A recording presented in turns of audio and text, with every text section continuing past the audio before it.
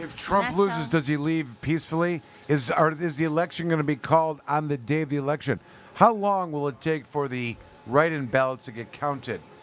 What are the swing states that are slow in the postal services? It's going to be horrible. Yep. It's going to be horrible. And, I mean, with how much tension has been out there since, maybe February, I guess, is when the real stuff started hitting the fan. It's just gotten, this is just terrible. It needs to get over. It needs to end. Jamie, if he loses, do you think he leaves or do you think he stays? Leave. I don't leave. Do you think he's gonna make a big to do about it?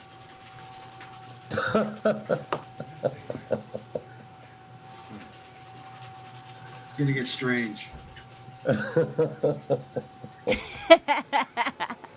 I'm wondering if he's not gonna try to be like beautiful question. Use an Air Force one last time to get dropped off in a foreign country before the end of the year.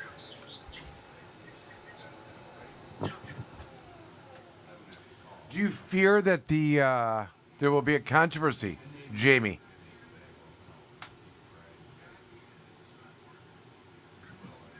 There will be a controversy. So the seeds are already being sown. Right. Just hear the conversation and hear what's going to be argued after the election. Right. None of those answers are really responsive. But we're talking about politics, so let's talk about different contexts where answers are given and reported on, and there's different concepts about it. But Jeff, we talked about this a little bit. There was I told you a lot of the concepts of government are based upon the belief of the people in the government institutions, right? The court system only works so much as the people believe in the court systems and the jury system. And that's what it was. It was Scalia commenting on, if there's a crisis in our country, and there's been several, one of which was the Gore-Bush hanging Chad. The hanging Chad. Not to be confused with Chad Carr, but the hanging Chad debate in Florida, and an application was filed. Those were the good old days. And Scalia said, how can we not take that case? And they essentially, the judicial branch, decided, because they're the final arbiter of battles between the branches, they made a decision. And you know what happened? Because of that system, things went back to normal. The people bought it. I mean, I think a lot of it had Gore opposed it and objected. There may have been some kind of, pushback and whatnot, but he accepted it, right? Yeah, because we're a country of laws, not of women or men. And Gore famously said, instead of saying in his when he was conceding, instead of saying the people have spoken, he said the Supreme Court has spoken. Just for a bit of history and trivia in this discussion. Okay, that's fine. And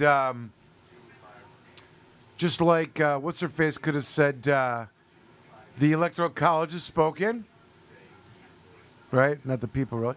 But anyways, that was a situation where we had a crisis, right? A transfer of power crisis, constitutional, and we have a built-in system. Had we had a parliament or a prime minister and a majority party parliament, I don't know that we would have. Would we have made that, Jeff? Would we have gotten out of that? I don't know. Unless you have the unless you have the judicial branch. Gore conceded. Gore conceded. The question is, do you think Trump will concede? Well, that's what I'm saying. Now, what I'm saying is, never. The final legal, the way our system's set up, Marbury versus Madison, final decision is there.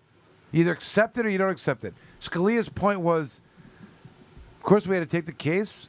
We gave our opinion. The people accepted it.